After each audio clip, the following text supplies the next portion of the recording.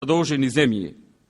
Откако покажавме дека можеме да водиме здрави и ефикасни економски политики и без ММФ, откако покажавме дека можело да се одвојат и 20 пати повеќе пари за македонскиот земјоделец, отколку претходно, откако покажавме вистинска борба против криминалот и корупцијата, откако на дело се зафативме со крупни инвестиции во образованието и не само во средното, туку и во високото образование, и тоа го направивме подостапно за сите. Откако за само 2 години, 2007 и 2008, невработеноста ја намаливме за над 4% поени, што е над 10% намалување од 36,5 на 31,7%. Откако покажавме како се води економија во некризни години, бевме ставени на испит да се справуваме и со многу проблеми во услови на глобална светска економска криза и рецесија во 2009 и во 2010. Но и во такви услови ВМРО ДПМНЕ се бореше и го вложи својот максимум да се помине низ овој тежок период за целиот свет со најмалку можни штети и со најмалку можни последици. 4 антикризни пакети со стотици мерки превземени да се убложи кризата, во чија подготовка и реализација учествува и членови на УМС како дел од институциите на системот, помогнаа да се избегне далеку поголема катастрофа како што се случи во поголемиот дел европски држави. Ке ве подсетам, во Европа не само што банкнотираа банки, или пак некои од нив државите ги спасуваа од банкрот, се случи да банкнотираат и држави, како Исланд, например, а една друга држава во нашето обкружување е во ситуација да сега мора да ја спасува цела Европа, за да не и се случи судбината на Исланд. Владите превземаа мерки за намалување на плати и намалување на пензиите на пензионерите. Зголемуваа и воведуваа нови кризни даноци. Ги девалвираа своите валути. Бркаа од работа стотици илјади вработени од јавниот сектор. Бруто домашниот производ им паѓаше за 6%, 7%, 8% или повеќе проценти, а дефицитите на нивните буџети, што е поедноставно кажано, задолжувањата беа исто така по 6, по 7, по 8 и повеќе проценти.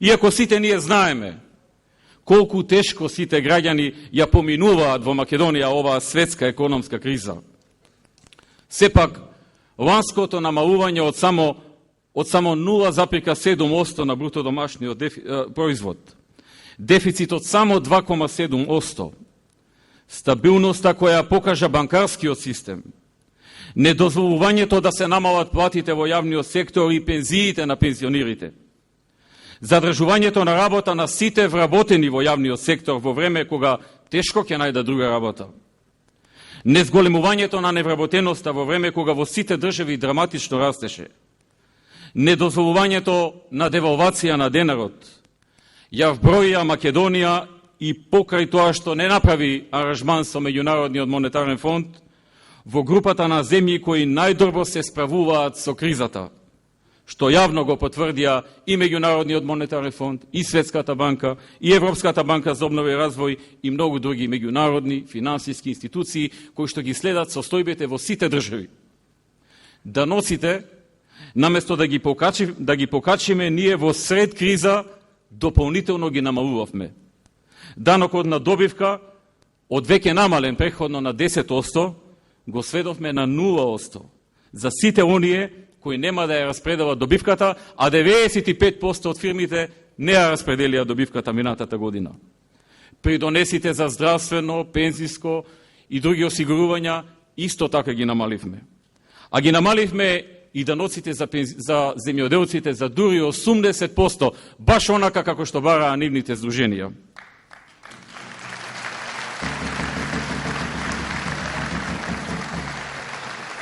Земете го само најсвежиот пример од пред неколку дена објавен, кога Романија, една од најрастечките економии на Источна Европа во последната декада и членка на ЕУ и НАТО, објави намалување на платите за 25%, намалување на пензиите за 15% и отпуштање на над 100.000 вработени луѓе од јавниот сектор.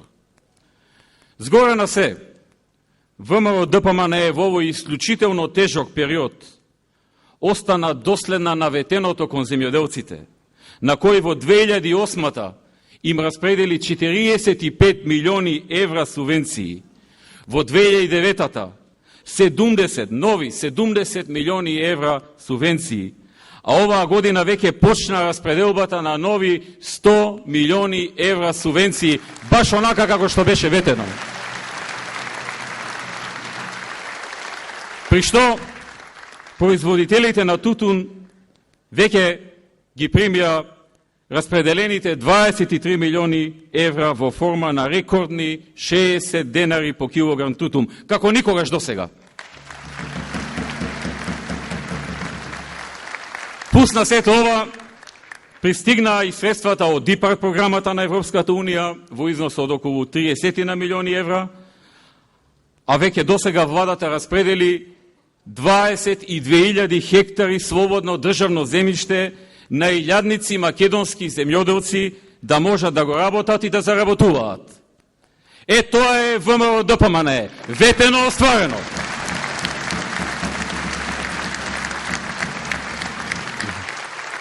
Тоа не разликува од СДСМ и од сите досегашни владеачки гарнитури. Тоа е она што 4 години СДСМ, за кое што СДСМ 4 години не може да најде одговор. И нема ни да најде, затоа што тие го правеа спротивното. Ветува за да ги добија